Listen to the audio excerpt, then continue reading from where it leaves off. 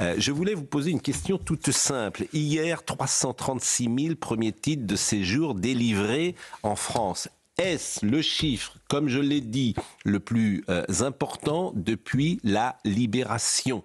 De toute évidence, c'est le cas. Les chiffres datant d'avant les années 70 sont hélas assez difficiles à consulter. Mais l'étiage qu'on a eu annoncé hier pour l'année 2024 est clairement un record historique, qui fait d'ailleurs suite à un autre record historique, celui de l'année précédente. Il y a une toute petite évolution entre 2023 et 2024, c'est plus 2%. Ce qu'il faut voir, c'est la dynamique depuis 25 ans. C'est-à-dire que le nombre de titres de séjour qu'on a accordé l'an dernier, c'est le triple du nombre qu'on accordait à la fin des années 90. Donc cette accélération migratoire, depuis maintenant plus de 2 décennies, elle est engagée de manière très forte. Alors, est-ce qu'on sait précisément, parce que est-ce qu'on sait si ce sont l'âge, est-ce qu'on pourrait savoir l'âge, le sexe, d'où viennent-ils? Est-ce des hommes? Est-ce que le regroupement familial, par exemple, est compris là-dedans, dans ces 334 000? Absolument. Alors, ce qu'on sait sur les principales nationalités bénéficiaires l'an dernier, c'est que ce sont les mêmes nationalités que sur toutes les années précédentes. Maroc, en tête, depuis 2018. Devant l'Algérie, deuxième, puis la Tunisie. Donc, les 3 pays du Maghreb font le trio de tête. Une poussée aussi des titres accordés à des pays d'Afrique subsaharienne. Et au sein de cette immigration, il y a environ un quart d'immigration familiale, au sens large. Ça, c'est le regroupement familial. Alors, en fait, le regroupement familial, c'est qu'une partie de l'immigration familiale. Le cas le plus nombreux, c'est les familles de Français, et notamment les conjoints de Français. Donc, cette immigration familiale, elle est structurellement plus forte en France qu'ailleurs. Sur une période de 15 ans, les données de l'OCDE nous disent que 2005-2020, la France a reçu l'immigration la plus largement pour motif familial de toute l'Union européenne. Et pardonnez, je ne comprends pas, vous me dites les conjoints de Français, j'ai pas compris. Conjoints de Français, c'est-à-dire qu'un Français qui... Puisque ce sont des étrangers. Alors, en fait, un Français qui épouse un ou une étrangère a le droit de faire venir son ou sa conjointe en France sous réserve d'un certain nombre de critères. Et ces titres-là sont des titres d'immigration familiale, mais ce n'est pas exactement le regroupement familial qui, lui, concerne des étrangers qui font venir leur famille en France. Je ne sais pas si la nuance est claire. Bah, tout le monde la comprend, la nuance, ou il n'y a que moi qui... Oui, voilà, il n'y a que moi...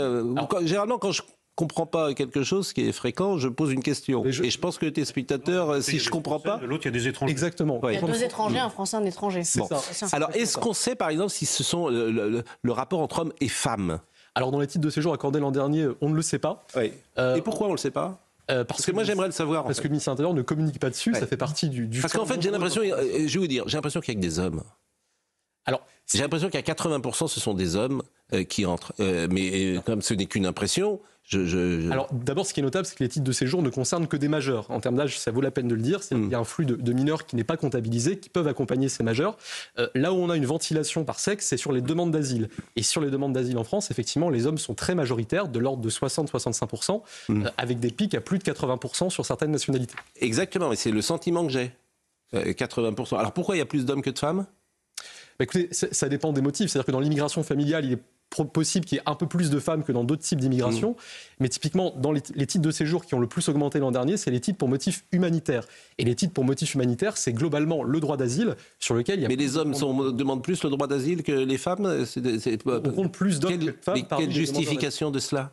Écoutez, alors, on peut estimer que les hommes sont plus prompts à prendre le risque de l'immigration, qui est quand même un parcours semé d'embûches, notamment quand on demande l'asile. Après, on peut aussi estimer que les hommes se projettent plus facilement dans une vie à l'extérieur de leur pays, mais ça pose quand même un certain nombre de questions. Excusez-moi, une précision sur tout à l'heure. Quand vous dites des Français qui... Éric Nolot. Que leurs conjointes les rejoignent.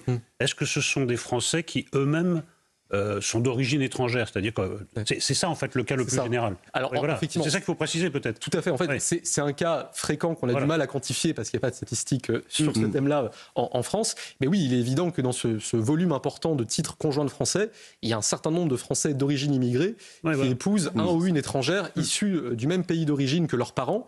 Et ça implique une forme d'endogamie qui est pas forcément propice à l'intégration. Nicolas Pouvron-Monti, directeur de l'Observatoire de l'immigration et de la démographie. On peut rappeler ce qu'est cet Observatoire de l'immigration et de la démographie, de qui il dépend? Est-ce un organisme privé? Oui, très classiquement, c'est un think tank, un laboratoire d'idées qui ne dépend de personne, puisqu'on est indépendant à la fois de l'État et des partis politiques. Et l'une de nos missions essentielles, c'est d'essayer de remettre des faits, des chiffres, des données objectives dans ce débat qui en manque parfois assez cruellement.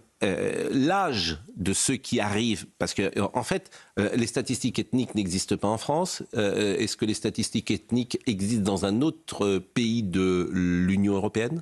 Alors, il y a des statistiques ethniques dans d'autres pays européens, au Royaume-Uni notamment. On sait qu'il y a un recensement où les gens se déclarent sur des bases qu'en France on qualifierait de raciales, c'est-à-dire on se déclare white British ou black Caribbean ou ce genre de choses.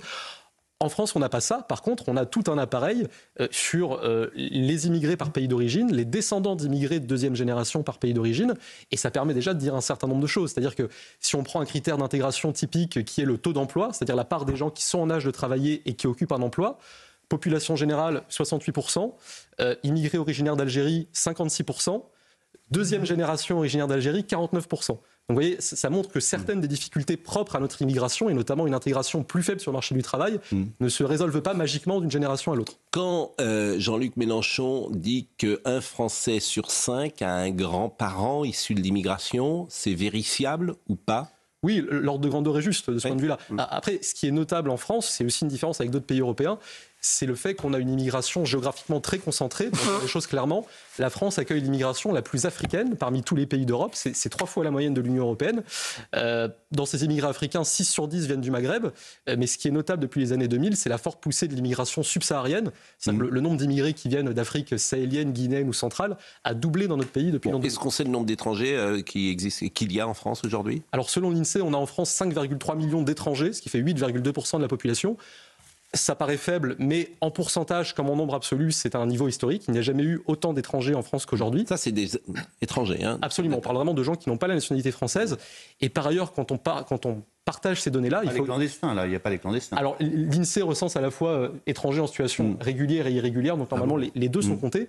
Mais ce qu'il faut dire, c'est que depuis l'an 2000, il y a 3 millions de personnes qui ont acquis la nationalité française. Et évidemment, cette politique d'attribution large de la nationalité, elle fait fondre mécaniquement le nombre et la part des étrangers, qui est néanmoins plus élevée qu'elles ne l'ont jamais été. Bon, on n'a pas l'âge, vous m'avez pas dit. Hein, on ne sait pas l'âge, on ne sait pas si. Mais on n'a pas de données très fermes. Oui, mais c'est ça qui est extraordinaire. Enfin, je trouve, je vous assure, le fait qu'on ne donne pas précisément ces informations-là me fait dire qu'on ne veut pas les donner. Donc, comment ? Il y a un énorme enjeu d'accès à l'information en matière d'immigration et de la rétention, c'est certain. Voilà, je trouve ça toujours étonnant. Est-ce qu'on sait le nombre de personnes qui repartent par exemple, sur les 336 000 premiers titres de séjour délivrés cette année, combien repartiront ? Alors, typiquement, ça fait partie des choses qu'on mesure très mal en France. C'est-à-dire que l'INSEE estime en moyenne que sur 15 ans, pour une personne immigrée qui quitte le territoire national, il y a 4 immigrés qui entrent. Donc le solde migratoire des immigrés, il est très positif, très excédentaire. Après, un bon indicateur pour voir ceux qui repartent, c'est le stock, c'est-à-dire le nombre de titres de séjour en cours de validité, pas seulement ceux attribués l'an dernier, mais ceux qui sont toujours valides aujourd'hui. Et là, on est sur un niveau historique, c'est-à-dire qu'on a 4 100 000 titres de séjour en cours de validité en France, donc qui concernent des étrangers extra-européens majeurs en situation régulière. C'est 30% de plus qu'en 2017, c'est 50% de plus qu'en 2012, c'est 70% de plus qu'en 2007. Donc c'est une hausse structurelle qui finalement traverse les majorités et les gouvernements successifs. Vous êtes un des meilleurs spécialistes et vous venez régulièrement sur CNews. Je trouve que vous êtes même le meilleur spécialiste, Nicolas Pouvron-Monti, directeur de l'Observatoire de l'immigration et de la démographie, sur ce sujet.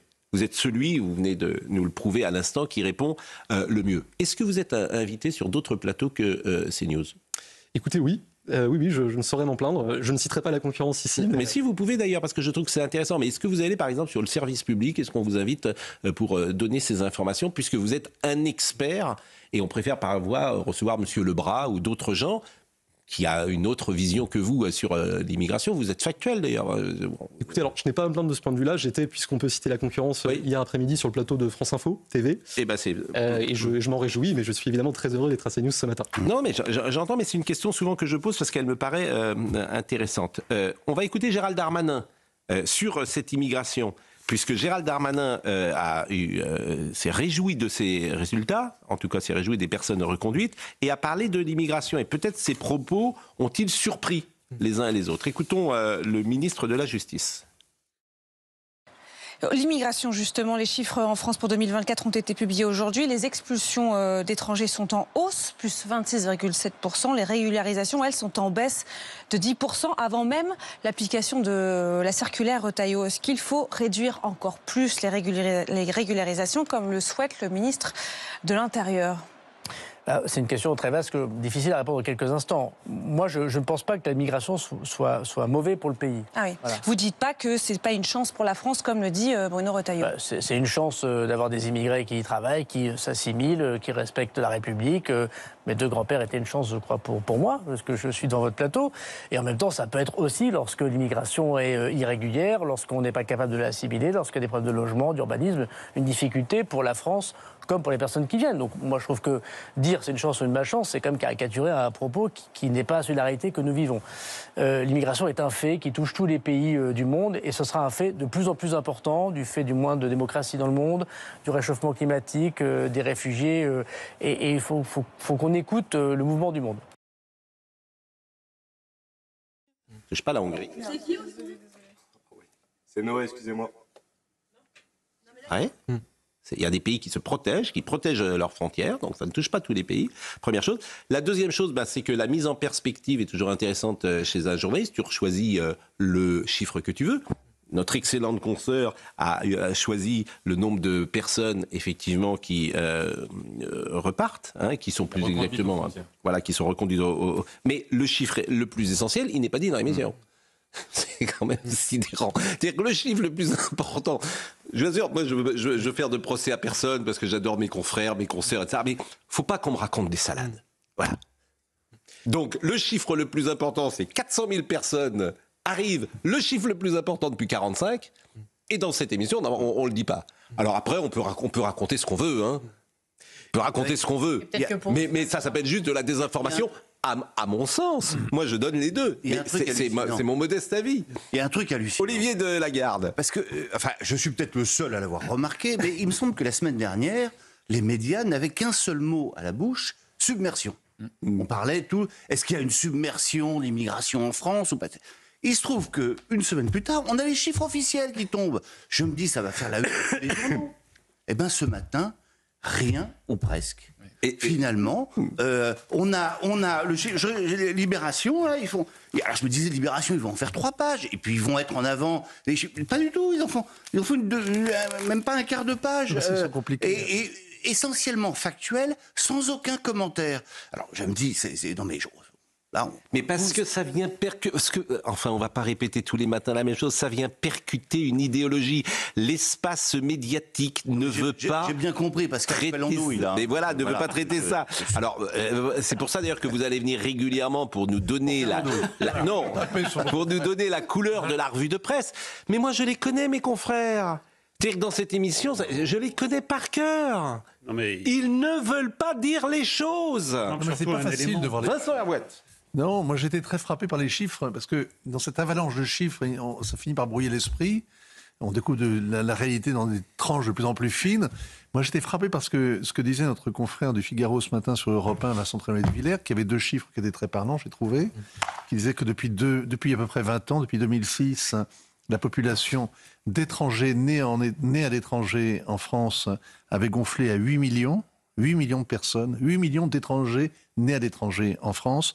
Et vous ajoutez à ça 7,5 millions de gens qui sont nés en France, mais de parents étrangers. Et vous arrivez donc à 22% de la population en France. 22% de la population. Et effectivement, c'est partie des chiffres que j'avais pu avancer dans une tribune pour le Figaro la semaine dernière. Et c'est une donnée absolument importante. Et une autre donnée essentielle, on a pu commenter il y a 15 jours de ça les chiffres de la natalité en France, un nombre de naissances au plus bas, aussi depuis la fin de la Seconde Guerre mondiale. Et ce qui est notable, c'est qu'en 2023, pour la première fois, plus de 30% des naissances en France ont été issues d'au moins un parent né en dehors de l'Union européenne. Donc les phénomènes migratoires et les phénomènes de natalité se communiquent évidemment entre eux. Donc la courbe démographique fait que ça s'accélère. Oui, bien sûr. Alors, l'argument de submersion, c'est pas une submersion. Il manque un élément politique. Ça laisse penser qu'il y a une vague. Et non, c'est pas une vague.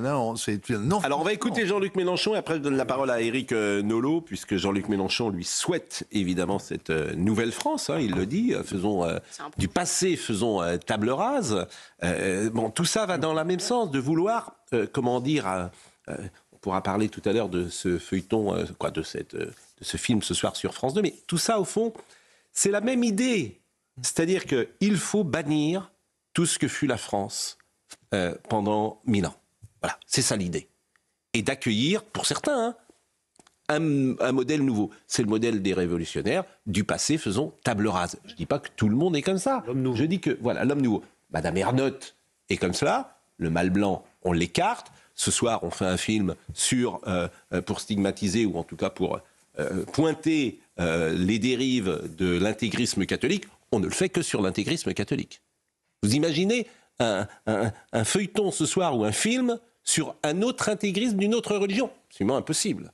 Absolument impossible. Donc il ne faut pas nous prendre... C'est fascinant. Mais bien sûr que c'est fascinant. C'est fascinant. Ça s'appelle un suicide, en fait. Que suscite l'Église en France aujourd'hui. Vincent Hervouet. Quelque chose qui est assez ébouriffant, parce que le vieil anticléricalisme, on comprend d'où il venait, c'était la détestation d'un pouvoir, d'une autorité, qui était celle du clergé. Oui. Le clergé n'a plus aucun pouvoir, n'a plus...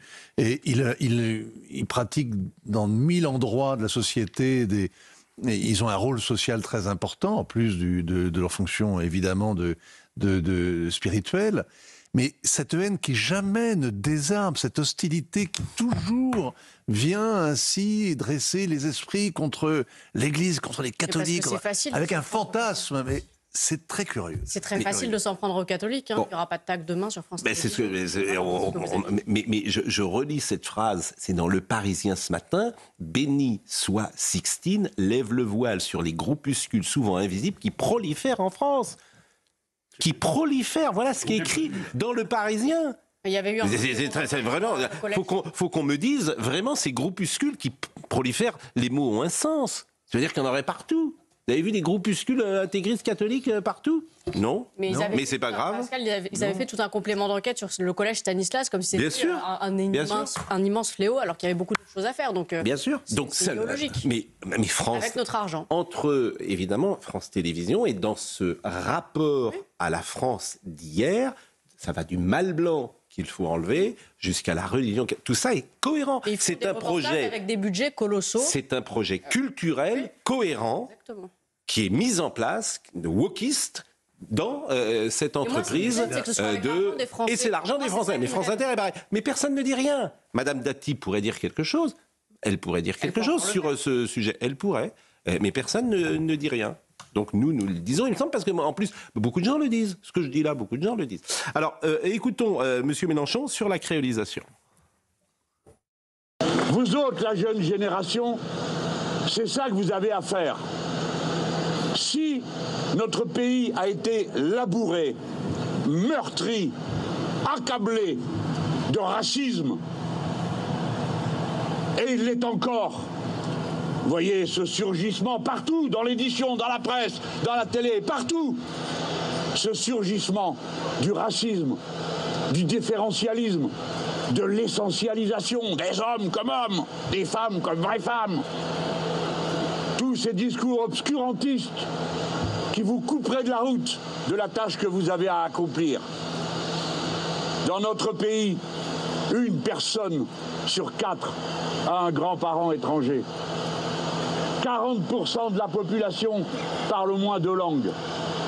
Nous sommes voués à être une nation créole et tant mieux que la jeune génération fasse le grand remplacement de l'ancienne génération. Alors elle n'a pas de mal. Ouais criez pas comme ça, vous n'avez pas de mérite, hein. C'est naturel, hein. Non mais je dis ça pour Zemmour qui a toujours des... Chaque fois qu'il dit le mec il retarde 2 trains à chaque fois. Bah oui, chaque génération remplace la précédente, chaque génération est un peuple nouveau. Mais vous avez cette tâche à accomplir, guérir ce pays des plaies du racisme. Non mais... Il y a un élément qui manque aussi dans Libération, c'est que tous ces chiffres valident la stratégie de Jean-Luc Mélenchon, en fait. Quand le taux d'étrangers sera suffisant, il pourra être porté au pouvoir par le peuple de remplacement qu'il appelle de ses voeux. Ensuite, sur Zemmour, il devrait quand même mettre un peu la pédale douce, notre ami Mélenchon, parce qu'il avait déjà expliqué que Zemmour étant juif, les juifs aiment vivre entre eux, donc eux, la créolisation, c'est pas leur truc. Là, il parle de 2 trains de retard, je trouve pas de très bon goût, s'agissant d'un homme politique juif et d'un ami. Et je que vous voulez dire que dans ces 2 trains de retard, il y a une sémantique antisémite. Oui, vous savez. C'est-à-dire que les trains qui... Oui, il y avait déjà eu, je crois, c'était un syndicaliste qui avait demandé à Zemmour si le train qu'il prenait allait à Auschwitz, vous voyez. Donc en fait, il y a quand même tout un brouillard sémantique là que je trouve très très déplaisant. Et ensuite, quand même, il appelle quand même à balayer la France et à faire de la France le résultat d'une pochette surprise. Il ne sait pas quelle France. t'assure. 9h24. Et ça lui va. 9h24. Ce qu'on vient d'entendre est effrayant.